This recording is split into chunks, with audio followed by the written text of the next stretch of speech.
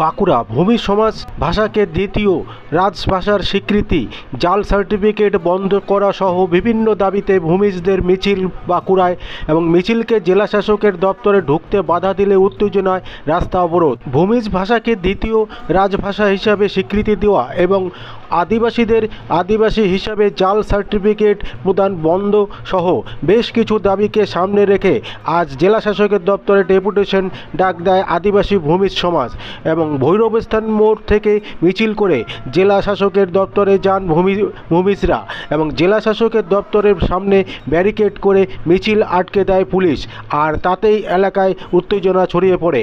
আপনারা দেখছেন news Nadia express. চ্যানেলটিকে সাবস্ক্রাইব, লাইক, শেয়ার এবং ফেসবুক পেজটি ফলো করুন আর দেখুন নিউজ নদিয়া এক্সপ্রেস।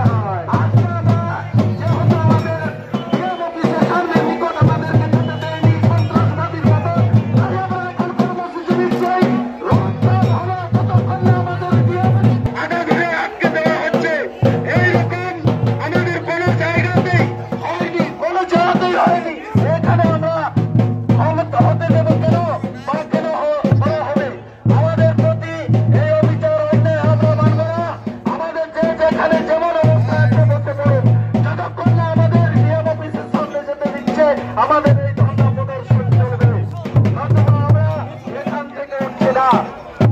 ভারতীয় আদিবাসী ভূমি সমাজের আদিবাসী ভূমি সমাজের সাথে ভারতীয় আদিবাসী ভূমি সমাজ লড়বে। বিকৃতি হচ্ছে কেন বাঁকুড়া জেলা প্রশাসন জবাব দাও, দিতেই হবে। বিকৃতি হচ্ছে কেন বাঁকুড়া জেলা প্রশাসন জবাব দাও।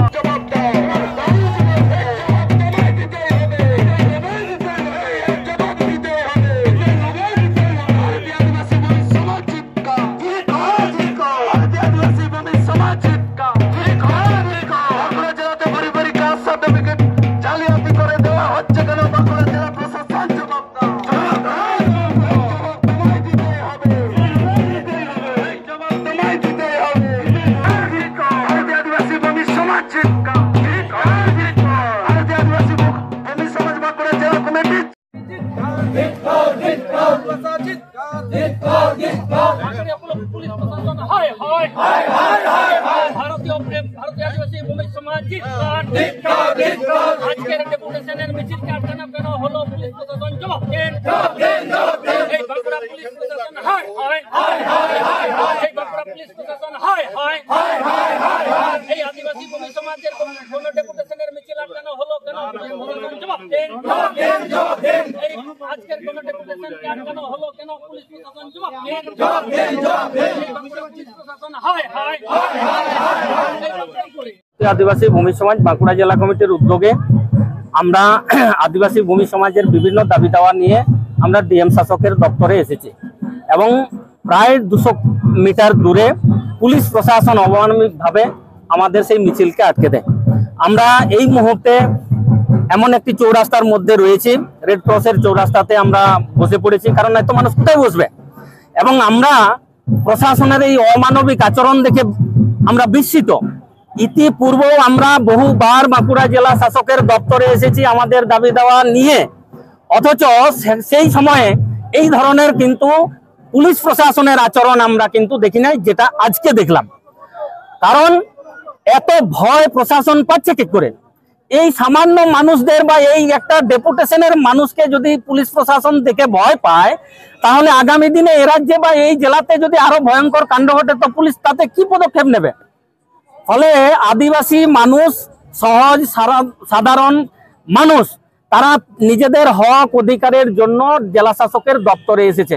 পুলিশ প্রশাসন অমানবিক ভাবে সেই রাস্তা, আমাদের মিছিলের রাস্তা আটকে দিয়েছে। আপনারা বিবেচনা করুন, আপনারা ভাবুন যে পুলিশ প্রশাসন এটা মানবিক করেছে না অমানবিক করেছে? এত ভয় কিসের? আমরা সাধারণ আমাদের সামাজিক দাবি দাওয়া নিয়ে আজকে আমরা এখানে উপস্থিত হয়েছি বাঁকুড়া জেলা শাসকের দপ্তরে। আমরা এই মুহূর্তে এই রেড ক্রসের চৌরাস্তা এই মুহূর্তে আমরা অবরোধ করেছি। আমাদেরকে যতক্ষণ না মিছিলে ডিএম শাসকের দপ্তরে ঢুকতে দিচ্ছে, ততক্ষণ পর্যন্ত এই রেড ক্রসের চৌরাস্তা অবরোধ থাকবে। প্রয়োজনে আরো পিছনের যে রোডটা চৌরাস্তা রয়েছে, আমরা সেটাতেও অবরোধ করতে বাধ্য থাকব, যদি না আমাদের মিছিলকে ডিএম শাসকের দপ্তরে প্রবেশ করতে না দেওয়া হয়। কি দাবি আপনাদের? আমাদের দাবি আছে, ভূমি সমাজের একটা নিজস্ব ভাষা আছে, আমাদের মাতৃভাষা ভূমিজ ভাষা, সেটাকে এ রাজ্যের দ্বিতীয় সরকারি ভাষার স্বীকৃতি দিতে হবে। ভূমিজ জাতির সাবকাস্ট ব্যবহার করে ও আদিবাসীদেরকে এসটি সার্টিফিকেট প্রদান করা হচ্ছে বাঁকুড়া জেলার বিষ্ণুপুর সাব ডিভিশনে। সেই দাবি নিয়েও আমরা এখানে এসেছি।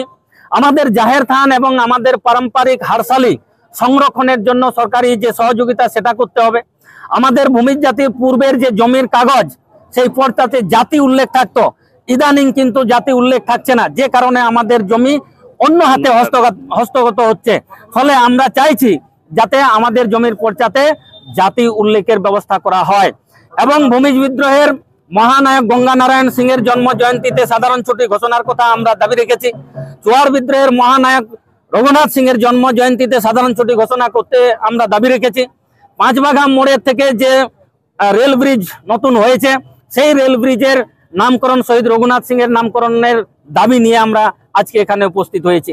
এই সমস্ত দাবি নিয়েই আমরা আজকে ডিএম শাসকের দপ্তরে এসেছি। আমার নাম তপন কুমার সর্দার, ভারতীয় আদিবাসী ভূমি সমাজ কেন্দ্রীয় কমিটির সভাপতি।